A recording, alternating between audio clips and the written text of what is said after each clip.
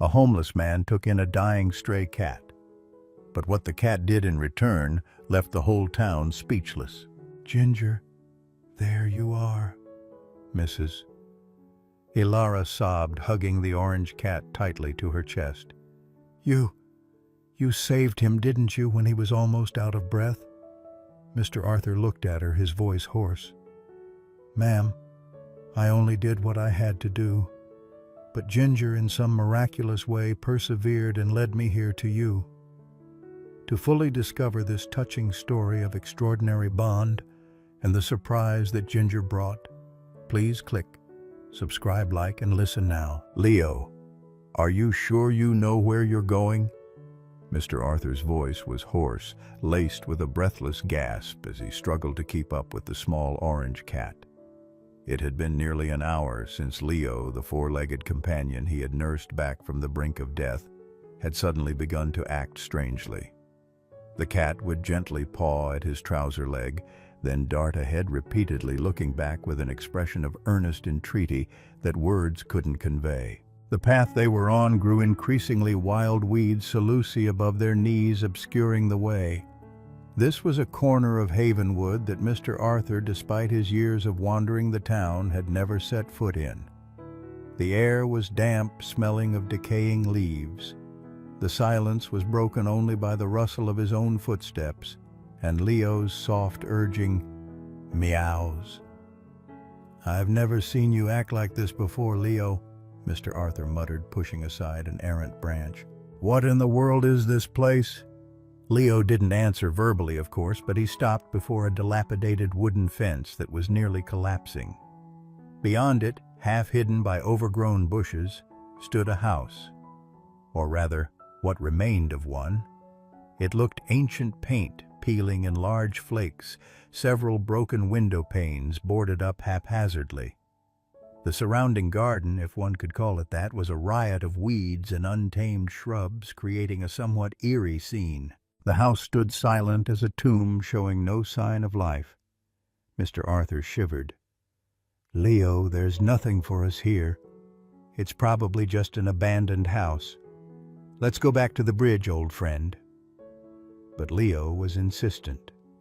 The cat slipped through a gap in the fence and stood on the other side, looking at Mr. Arthur with an even more intense plea. Then, to Mr. Arthur's astonishment, the cat ran straight to the house's rickety main door and began to scratch at the weathered wood with his small paws. The sound of scratching echoed dryly in the quiet, unsettling Mr. Arthur deeply. What on earth was happening? Why would a small cat lead him to such a desolate and seemingly frightening place in the fading daylight before this strange journey began? Mr. Arthur's life was a monotonous tapestry of existence on the fringes of society in Havenwood, a small town nestled beside the Willamette River in Oregon. He no longer clearly remembered when he had become homeless. Perhaps it was after his wife passed away. Then the job at the lumber mill disappeared, the bills piled up, and finally the small house was lost. He only knew that the space under the old stone bridge spanning the cold river had become his reluctant home for the past several years. His companions were loneliness, an ever-present hunger, and memories of a distant past. The small town of Havenwood was enveloped in a biting late autumn night. A persistent drizzle fell, and gusts of wind whistling through every crevice made the cold feel even more bone-chilling. Under the stone bridge, Mr. Arthur huddled in his worn-out coat, trying to draw some warmth from the makeshift bed of cardboard. His stomach growled with hunger, and his loneliness felt as icy as the surrounding night. Suddenly, amidst the drumming of the rain and the howling of the wind, Mr. Arthur heard a faint, weak sound. An intermittent meow, meow, almost desperate, emanated from a nearby pile of refuse people had discarded. At first he thought he'd imagined it, but then the cry came again, more pathetic this time, like a fragile plea for help. Curious and driven by some impulse, Mr. Arthur carefully rose, his legs numb with cold. He followed the sound, his old eyes straining to see through the dim twilight. Under the pale yellow light cast from a distant street lamp, he stopped before a soaked cardboard box. Inside, a tiny creature was trembling. It was a small kitten, its once vibrant orange fur now matted with mud and rainwater, looking utterly wretched. It lay curled up, eyes squeezed shut, its breath so shallow and rapid it seemed it might stop at any moment. Its emaciated body was visible beneath its thin fur. It had likely gone without food for many days. "Oh dear," Mr. Arthur uttered, a pang of pity welling up in his chest. He was all too familiar with cold and hunger, but seeing such a small, helpless creature so close to death tugged at his heart. Though he could barely care for himself, he couldn't turn away.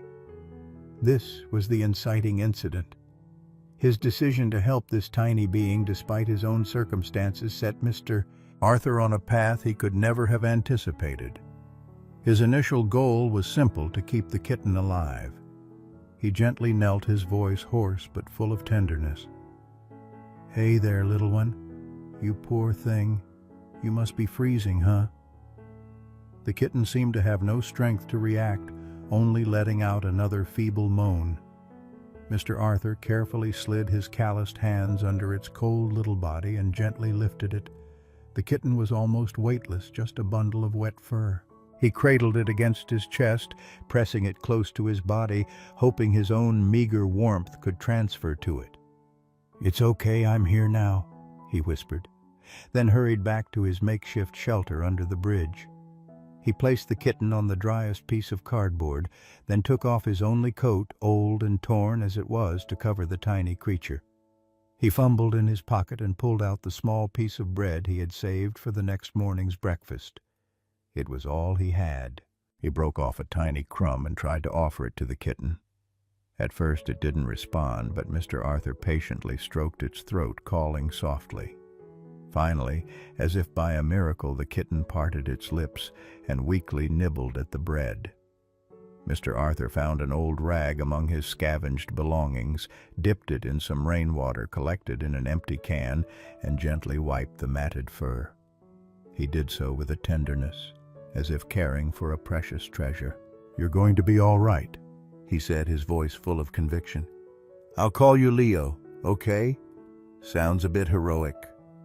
The name came to him naturally, like a wish for the little cat's strength. That night, Mr. Arthur barely slept. He held Leo in his arms, using his own body heat to warm the tiny kitten. He listened to its faint breaths, occasionally stroking its damp fur.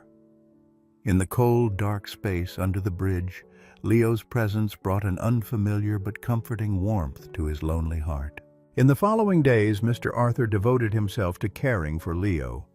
He shared every bit of the meager food he managed to scrounge from the kindness of a few passers-by or from the bins behind restaurants, always saving the better, softer portions for the cat. He found ways to keep their shelter as dry and draft-free as possible, adding old plastic sheets to his cardboard roof. Gradually, Leo began to show positive changes. He opened his eyes, their amber color initially dull, then growing brighter each day, looking at Mr. Arthur with absolute trust. He started to eat the small scraps of fish Mr. Arthur brought back on his own, then weakly began to purr softly whenever Mr. Arthur petted him. His orange fur, though not immediately regaining its sheen, became cleaner and fluffier after Mr. Arthur's patient grooming. The bond between Mr. Arthur and Leo grew stronger each day. Leo became his only companion. Mr. Arthur would talk to the cat as if to a confidant, telling him about his past, his late wife, his unfulfilled dreams. Leo seemed to understand everything, often rubbing his head against Mr. Arthur's hand or lying quietly listening. Leo's presence gave Mr. Arthur a new purpose, a reason to try each day. He no longer felt completely alone. After a couple of weeks, Leo had fully recovered. He returned to being a playful kitten, enjoying chasing dry leaves, criterios in the wind, or batting at Mr. Arthur's toes. But he was also very affectionate, never straying far from Mr. Arthur's side as he moved about the area under the bridge. Then one morning, when Leo was truly healthy and spry, he began to behave strangely. He showed no interest in his usual games. Instead, he kept pacing in front of Mr. Arthur, gently pawing at his trouser leg, then running a short distance towards the footpath leading away from the bridge area towards the edge of the woods where few people went. When Mr. Arthur paid him no mind, he would return meowing in a distinctly different tone, something akin to pleading urging.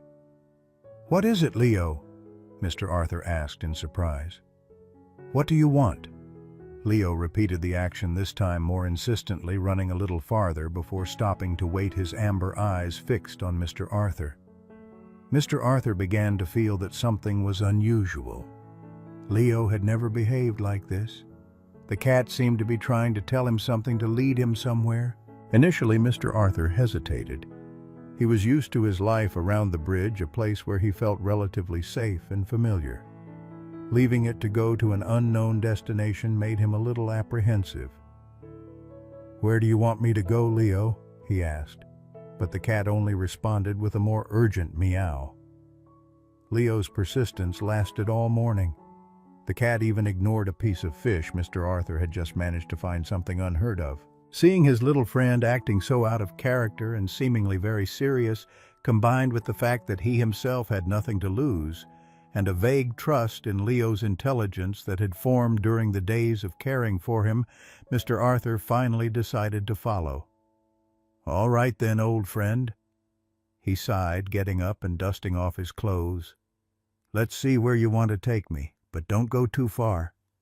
Leo seemed to understand, meowing joyfully before agilely leading the way. He would run ahead a short distance, then stop and wait for Mr. Arthur to catch up, ensuring he wasn't left behind. Thus began their strange journey, taking them away from the familiar streets of Havenwood towards a part of the region Mr. Arthur had never known. The path grew narrower, the trees denser. Mr. Arthur could feel the dampness of the forest floor and smell the decaying leaves. Occasionally he would ask, "Are we nearly there, Leo?" But the cat would only glance back at him before continuing to lead the way. His curiosity grew mingled with a vague unease about the destination to which this little cat was so determinedly guiding him. And then, as described in the opening, they arrived before the old wooden house, a place with which Leo seemed strangely familiar. Leo unhesitatingly slipped through the gap in the fence and ran straight to the rickety main door, scratching lightly at the weathered wood. The faint scratching sound was distinct in the silence of the place. Mr. Arthur, after a moment's hesitation, squeezed through the fence after the cat. He felt a strange compulsion to uncover the mystery behind Leo's actions.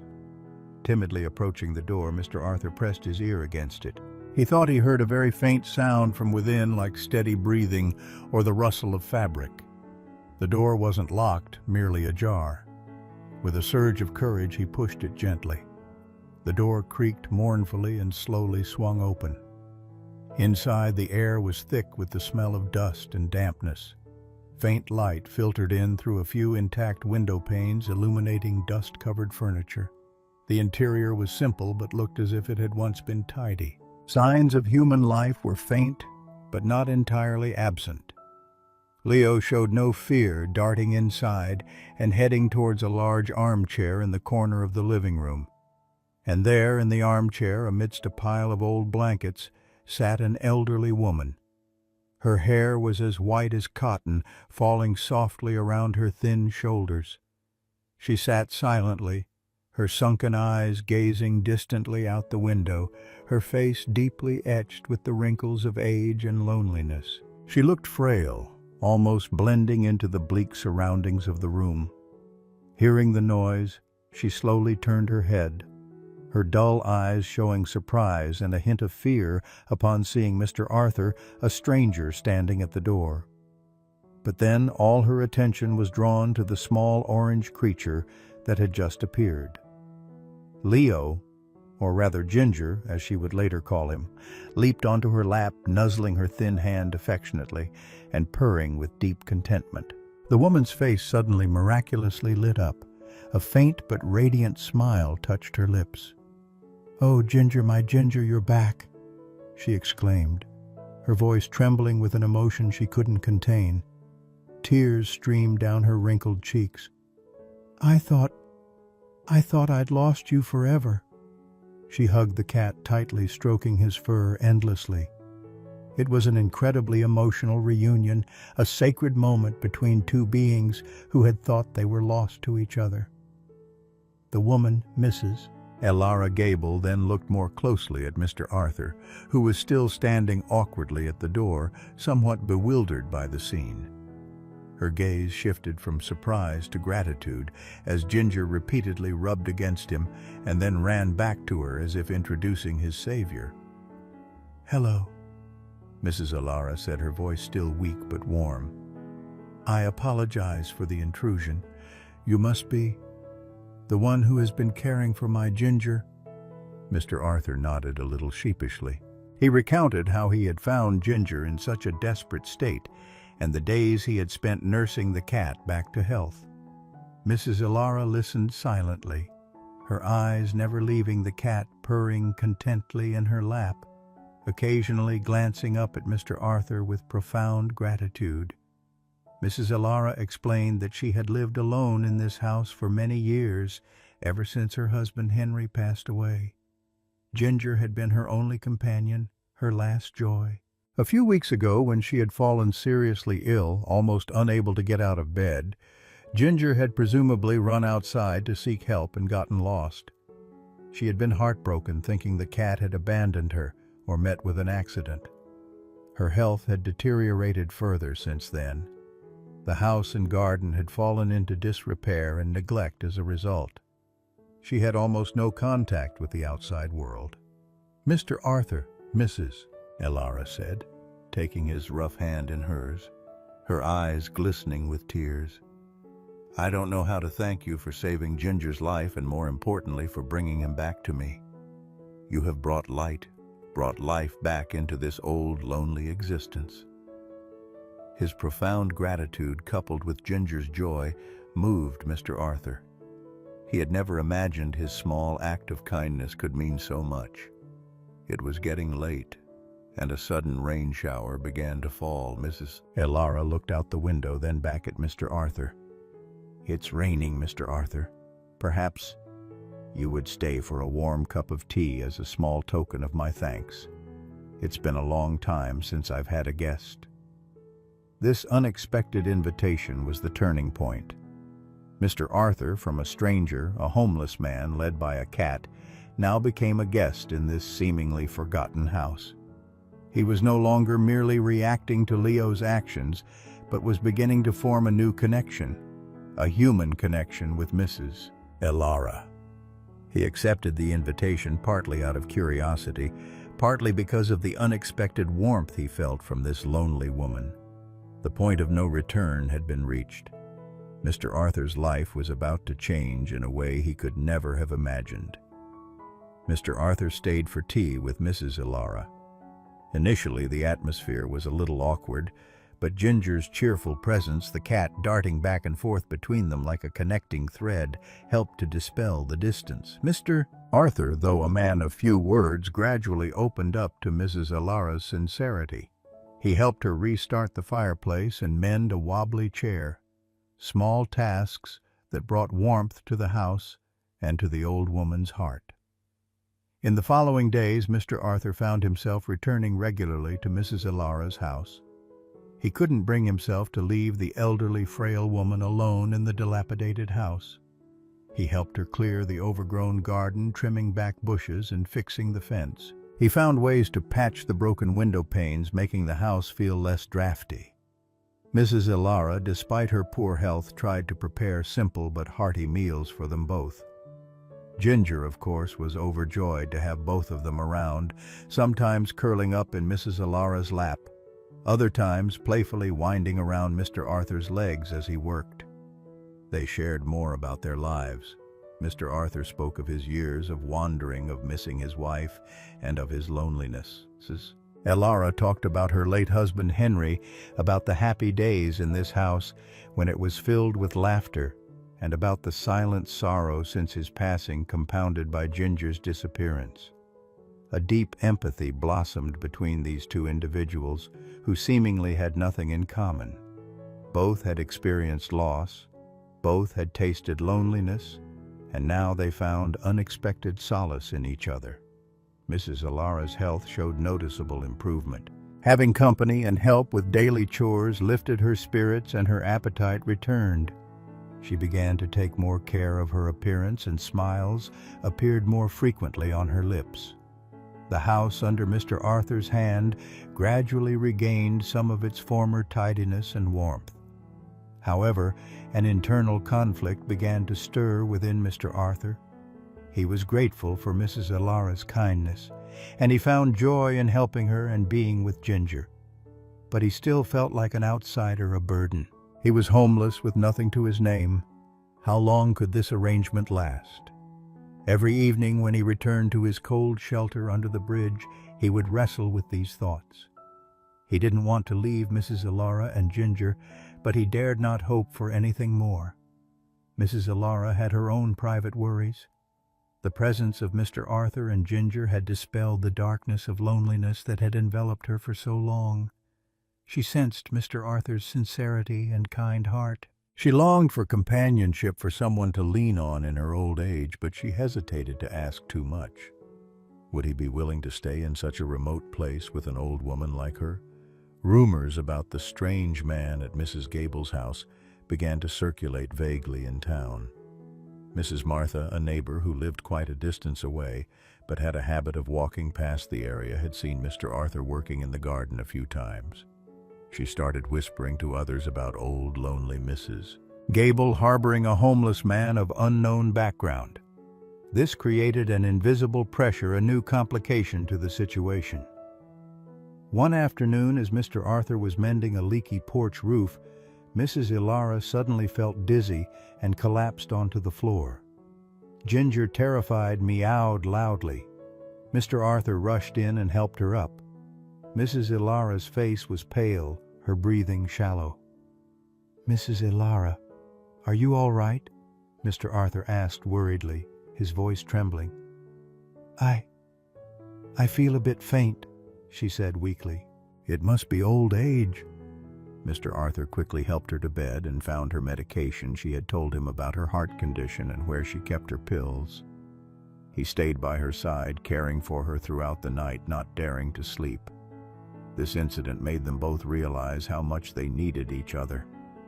Mrs. Elara recognized her own fragility without someone nearby, and Mr. Arthur felt an even stronger sense of responsibility and attachment to the woman who had given him a glimmer of hope.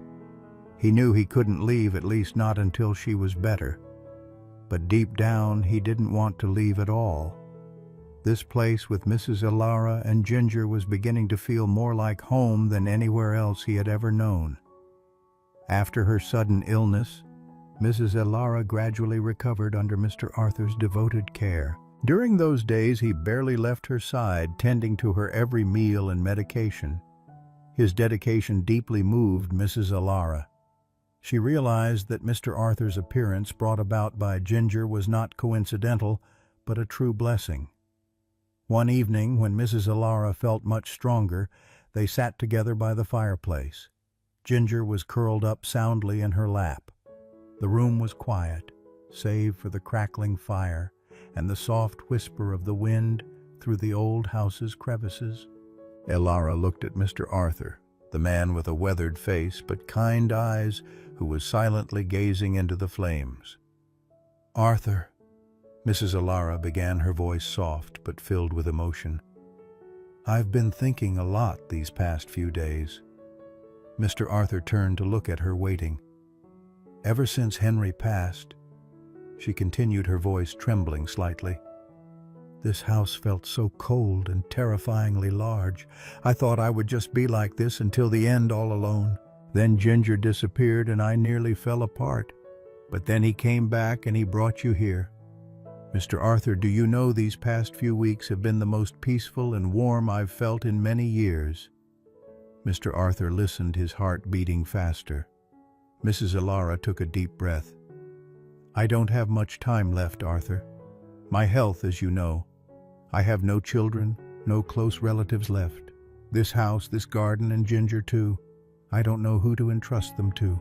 She looked directly into Mr. Arthur's eyes, her old eyes shining with a mixture of determination and hope. Arthur, I haven't felt this safe, this sense of having someone dear by my side for so many years. Ginger brought you here for a reason. This old house needs a strong hand, and this old heart needs a son. Would you consider staying here? Not as a handyman, but as my son? Mr. Arthur was stunned. Ilara's offer was like a bolt of loving kindness, striking his soul, which had long been weathered by hardship. He had never dared to dream of such a thing. A home, a family. He looked at Mrs. Ilara, the lonely woman with an immeasurably kind heart, looked at Ginger sleeping peacefully, and then looked back at his own uncertain life. Tears suddenly welled up, hot tears he had suppressed for so long. Mrs. Ilara, his voice choked with emotion, unable to form words. He could only nod a nod that conveyed everything he wanted to say. I've never had a family, ma'am, or rather not for a very long time. To be your son, that would be the greatest honor of my life. In that moment, without any further embellishment, a new family was formed in the old wooden house witnessed by the orange cat, Ginger. A profound, speechless emotion and deep gratitude enveloped them. Mr. Arthur's life transformed completely from the day he officially became Mrs. Ilara's adopted son. He no longer had to sleep under the cold bridge, no longer had to worry about his next meal. He had a warm room in the house, shared hearty meals with Mrs. Ilara, and most importantly, he had a purpose, a sense of belonging. He devoted himself to caring for Mrs. Ilara, treating her as his own mother. Together, they began to restore the house, repainting walls, planting flowers in the garden. The old house under his care gradually regained its former beauty and warmth. The once overgrown garden now bloomed with color. Mrs. Ilara, with Mr. Arthur and Ginger for company, seemed to grow younger by several years. She was happier, healthier. She taught Mr. Arthur to cook a few dishes. Henry had loved, told him stories of Havenwood in days gone by. Ginger remained the joyful link, the cat blissfully happy to be loved and pampered by both. The story of Mrs. Ilara Gable, the reclusive woman on the edge of town, suddenly having a middle-aged adopted son, and that son being Arthur from under the bridge, whom many townspeople had often seen with a degree of unease, began to spread. At first there were whispers, curiosity, even some suspicious glances from Mrs. Martha and a few others. Why would a wealthy old lady, despite her shabby appearance, adopt a tramp as her son, they wondered. But then, as a few people had occasion to interact with Mr. Arthur when they saw Mrs. Ilara's positive transformation and the miraculous revival of the house and garden, the rumors gradually subsided. They saw Mr. Arthur's dedication, the genuine affection between him and Mrs. Ilara. One day, Father Michael from St. Michael's Church, having heard the story, paid them a visit. The warm conversation and the sight of Mrs. Ilara's happiness beside her adopted son and their beloved cat dispelled any lingering doubts. The whole town of Havenwood was truly left speechless, not from shock in a negative sense, but from a quiet awe, admiration, and wonder at such a unique and heartwarming human story. They were speechless at the kindness of a homeless man who had saved a dying cat, and how that very cat had then led him to a home, a family in a way no one could have foreseen. Mr. Arthur was no longer Arthur from under the bridge. He was Mr. Arthur Gable, Mrs. Elara's son, a respected member of the community. The lives of three lonely souls, an old woman, a homeless man, and an orange cat, had found each other and warmed one another against the cold winters of life. And it all began with a small act of compassion from a faint meow in the rainy night.